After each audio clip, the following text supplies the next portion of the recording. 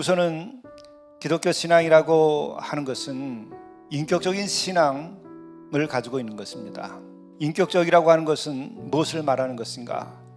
바로 기독교 신앙에 있어서 믿음의 대상이 되는 성삼위 하나님, 우리의 주님은 인격적 존재이지 하나의 원리가 아니라고 하는 것입니다.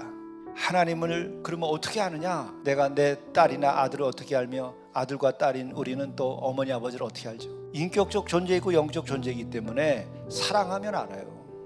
사랑하면 알아요.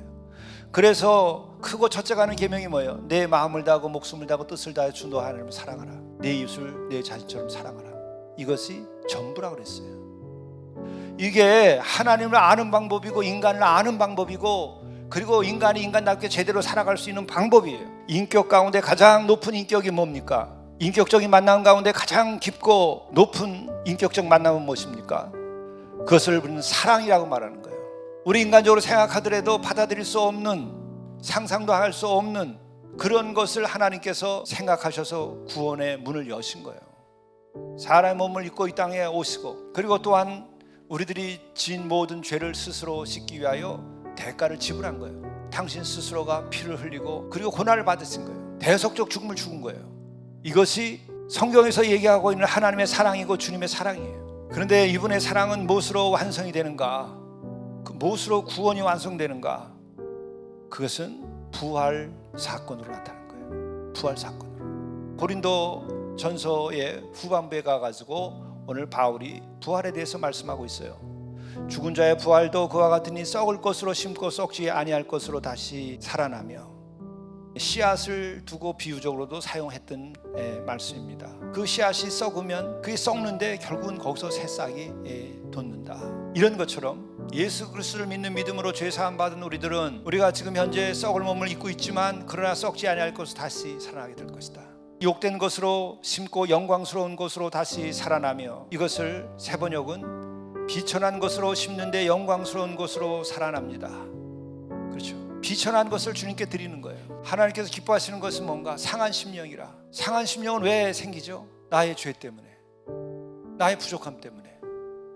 나의 부족함 때문에 하나님 앞에서 상한 심령이 되는 이들, 나의 부족함 때문에, 나의 죄 때문에 하나님 앞에서, 주 앞에서 비천한 존재가 되는 사람들, 그들에게는 희망이 있는 거예요. 강한 빛 아래에 있으면 눈이 멀어요.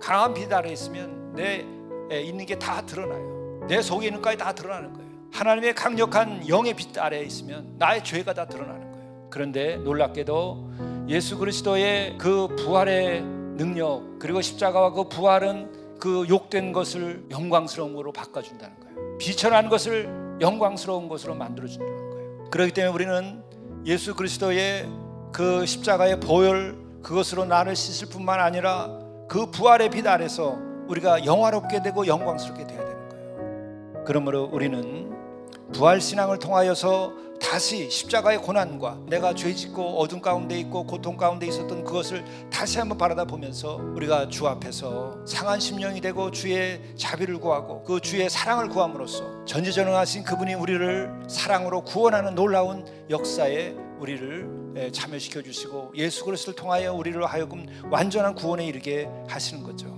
그래서 우리는 이 세상 우리의 현실은 여러 가지 아직도 어렵지만, 그래서 썩을 것으로 심고 썩지 아니할 것으로 다시 살아나며, 욕된 것으로 심고 영광스러운 것으로 다시 살아나며, 약한 것으로 심고 강한 것으로 다시 살아나며, 육의 몸으로 심고 신령한 몸으로 다시 살아나나니 육의 몸이 있은즉 또 영의 몸도 있느니라.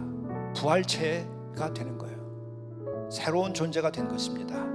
우리 모두도 그와 같은 미래가 소망 가운데 주어져 있는 것입니다.